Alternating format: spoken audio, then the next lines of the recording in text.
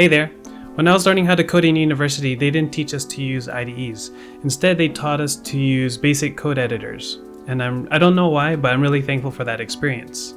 Coding with a basic text editor helped really seal in my mind that all code is just a file with text. It helped me pay close attention to my code syntax. A lot of times, my programs, they wouldn't compile because I had a lot of typos. And IDEs are really helpful in that they will autocomplete a lot of your words and a lot of your logic in your code. Knowing that code is just a file with text, I started to really appreciate basic code editors, basic text editors, because IDEs, they're really bulky. They take a lot of time to set up, and then they also take a long time to load. I want to check out my code really fast, so I really appreciate basic code text editors. And not to mention, IDEs have so many features in there, and it can be overwhelming at times. But with a basic code text editor, it's really simple and it just shows you your code, and then you can just focus on your code. Today I want to give special attention to this code editor called Vim. And I've talked about other text editors like Notepad, Notepad++, and TextEdit. Those are really basic and really helpful at times, but I really like Vim because it can run inside a terminal. And I'll show you what I mean in this video. So in this video, I'll be talking about why Vim is so useful, some of the basics of Vim, and why I prefer Vim over other text editors. All right, let me show you. All right, my name is Henrik, and I'm here to teach you how to program your own applications, stress less, build more, save time, and improve lives.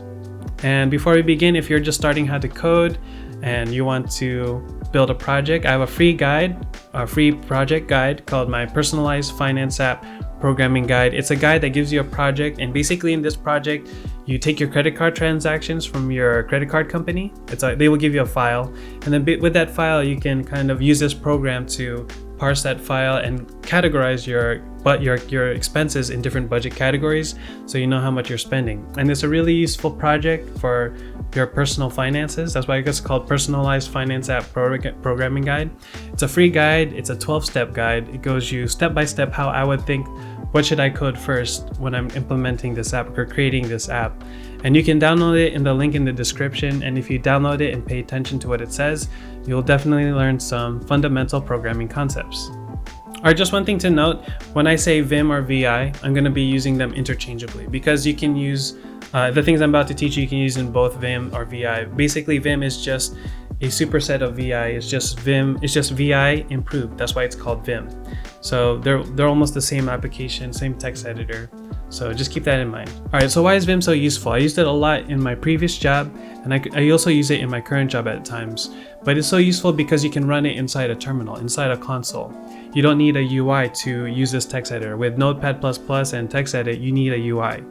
But with Vim, you can just have a terminal, you can use Vim, and you can edit any file that's in your computer. You can even edit hidden files, and then you just edit, and then you can you can just edit right there inside the terminal. And it's so helpful because sometimes you're running commands in terminal in your console and you would just want to quickly edit something. You don't want to open another application. You just want to edit right there in the terminal. And it's so useful, and it's really quick, and it comes up really fast. And a lot of times you're going to use a server or a cloud server. I used a cloud servers before in my previous job, and you don't have a UI. So what you need to do, and especially for Linux-based servers, in order for you to actually edit files in there, you need to use a terminal text editor. And the last reason why Vim is so useful is because you can just edit your text. You can just edit your code right there and then you don't need to worry about bringing up an IDE. A lot of times when you bring up an IDE, it has to be set up correctly. It has to be configured correctly. And sometimes if it's not configured correctly, it'll just throw you a bunch of errors and then you get overwhelmed. But at least with Vim or with some terminal text editor, you just bring it up and it'll just show you the file, and then you can just edit it right there. It's really easy. So why do I prefer Vim as a text editor over other terminal text editors? There's other popular terminal text editors like Nano and then Emacs. Actually, when I started programming, they taught us to use Emacs, and I was used to Emacs.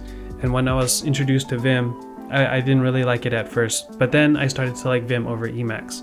And the main reason why I like Vim over these two is because a lot of times you're going to have a server and then you can't really rely on Emacs being installed. You can't really rely on Nano being installed. But most of the time, you can rely that Vim or VI is installed. So a lot of these servers, sometimes you will not have access to internet. Maybe it's in a small network that's a local network, and you can't really access the internet, so you can't really install anything. So I was forced to use Vim because Vim was already installed. It's the only terminal text editor that I could use. And that's why I started to use it a lot, because I couldn't install Emacs or Nano, even though I was used to Emacs, but I can rely that Vim is installed. So that's the main reason why I prefer Vim over other terminal text editors. Okay, another smaller reason why I prefer Vim over the other terminal text editors is because Vim is very customizable. And I'm not saying that the other terminal text editors are not customizable, but in my experience, I've only seen Vim customized. I had a coworker show me how he's been using Vim as his main IDE, and it was really powerful. I was really shocked how powerful it was. So that might just be a bias based on my experiences why I prefer Vim. And then the last reason why I prefer Vim is because a lot of times if you use other tools like Git, they will default to Vim. For example, in Git clone, if you do a Git merge tool, they will default to using Vim diff. And if you don't know how to use Vim, it's going to be hard to use that default merge tool. And if everything I said doesn't make sense to you, then just know this, that other tools, they will default to using Vim as the text editor. So it really benefits you to learn Vim, because when you're using these different tools and then they default to using Vim as their text editor, you already know how to do it. All right, so where can you use VI right now? I think this is important to mention, because if you don't really know some use cases for it right now, you're not gonna be able to practice it. You're just gonna watch this video and ignore what I had to say, right? So here's where you can start using it now. And you can use VI right now if you're in terminal, like for example, you're doing some Git commands, but then you wanna create a file, just type VI and then to create your file. Or say, for example, you're using Git and you wanna modify the .gitignore file, you can use VI to easily edit some hidden files. And that's what I really appreciate about VI. And also, a lot of times when you try to open other files that have certain extension names like .xml, like a configuration file, if you try to open it in your, like through a GUI or through a UI, the computer will try to open it with a default application. And then it tries to open it in a format for that application. And that kind of gets annoying sometimes. If you just want to look at what's in the contents of that exact file, VI is really helpful because it just shows you the exact contents of the file, and you don't have to worry about formatting or anything like that. It just shows you plainly what is inside the file, and that's really helpful at sometimes. All right, so let's go into the basics of VI. So basically, if you just want to start using VI in terminal or in a terminal console application, just type VI and then whatever file you want to create. We're going to create a file in this example. So let's create a new file. And let's just create a new file.txt.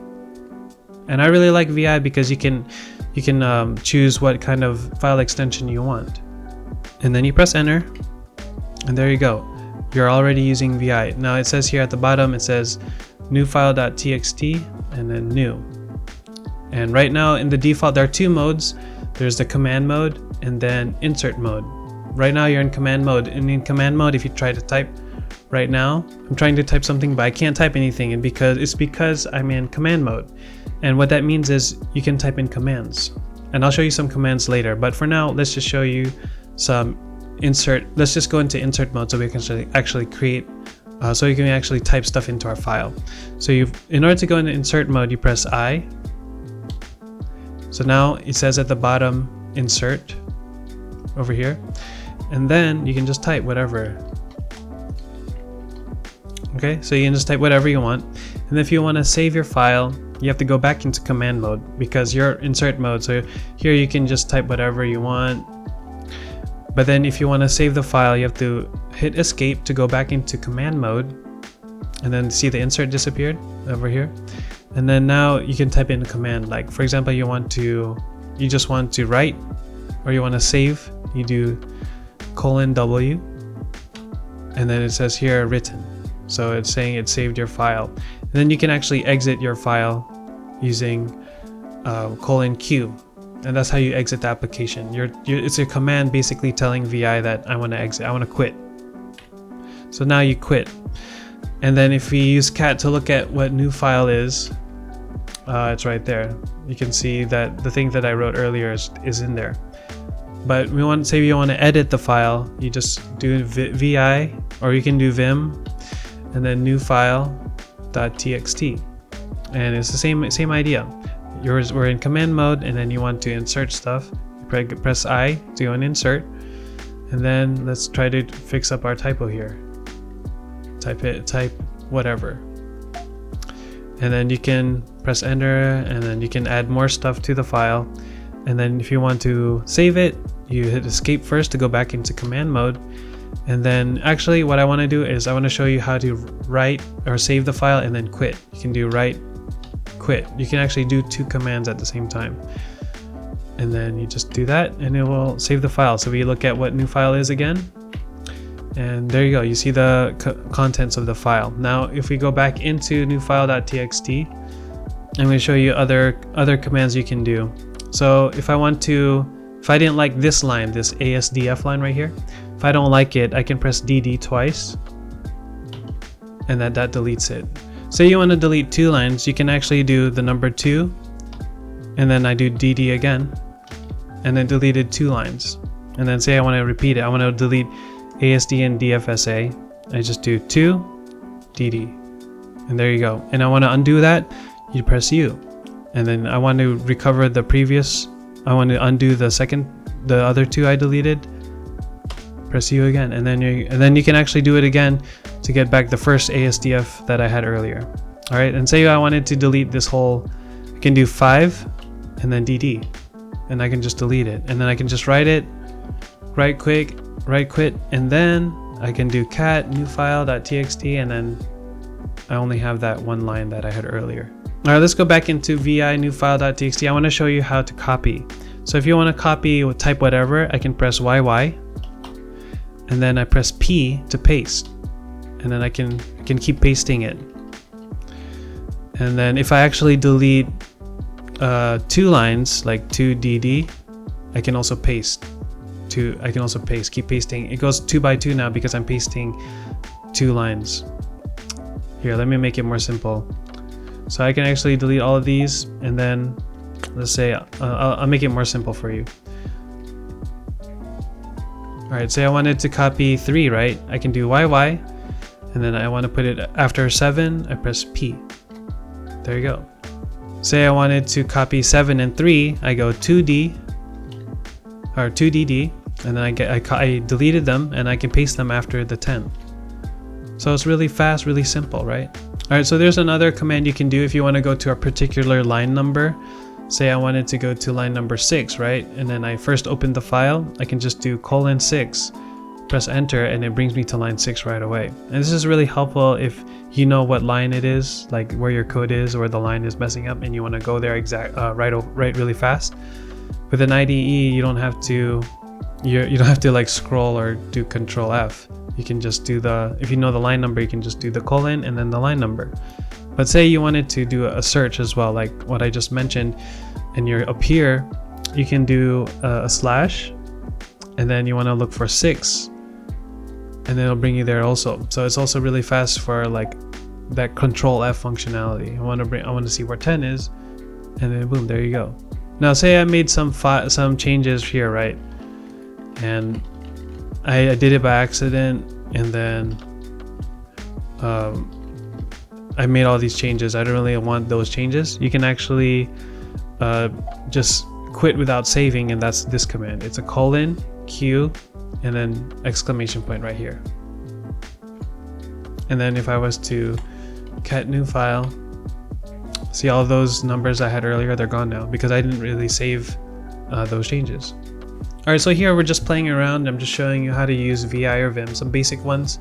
And I'll just tell you right now, these are the majority of the commands I ever use in VI or Vim. These are probably the only things you ever need to know. But if you want to go deeper, you can always go deeper. But I'm just going to show you one last use case, and that is with Git. Because most likely your first time using VI will probably with Git. Because it'll probably be with Git because you're going to probably use terminal commands to use Git. And if you're using terminal commands to use Git and you want to look at a file, edit a file real fast, that's when you would use VI. All right, so let me clean up this directory. Let me remove the new file. And by the way, if these commands don't make sense to you, you can watch my other video about terminal commands, and you can learn some basics there. And I go over all of everything I just did. It's covered in that video. So let's delete the file. And yeah, so now it's clear. Now let's do a git clone. And I want to do a git clone. And if you don't know what git clone is, you can watch my other video about git. And I actually have 2 GitHub videos right now. You can watch those videos. So I want to do a git clone of one of my public projects. All right, what's in this project? I think the most useful thing that you would use VI for in terms of Git is if you want to create a .gitignore file. And basically what this does, it allows you to put in files there that you don't want Git to track. And that's more advanced. If you want to learn more about that, leave a comment. But yeah, you can just type in some file like a file.txt. Let's ignore a file called newfile.txt. And then we'll create the new file. Oops. So now it's there. So when you do git status, the new file is not showing up, but the new .gitignore that I created shows up. Let's say I created another file called other new file.txt. You do git status, it shows up. So this is really useful for your code if you don't want Git to track certain files, like some build files. You can use a .gitignore. So let's add this other new file to the .gitignore.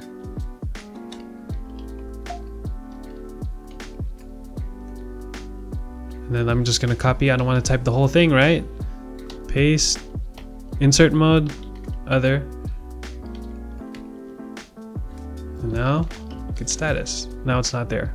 All right, so there you go. I just used VI just a bunch of times right there. This is an example of when I would use it while I'm coding. All right, so that's VI. I hope you can start using it. And where are you in your programming journey? Are you starting to use VI? Let me know in the comments. Or if you want, why are you watching this video? I'd love to hear why you want to learn about using VI. And also, if you haven't downloaded it, download my free guide called My Personalized Finance App Programming Guide. It's a really good guide because it gives you a project that you can actually work on, and you really learn how to code through projects. So I hope you can download that and get a lot of value from seeing my step-by-step guide in that. You can download it in the link in the description, and I hope it's really helpful for you. All right, that's it for this video. Thanks for watching. Thanks for making it to the end. I really appreciate you, and tune in next week. Peace.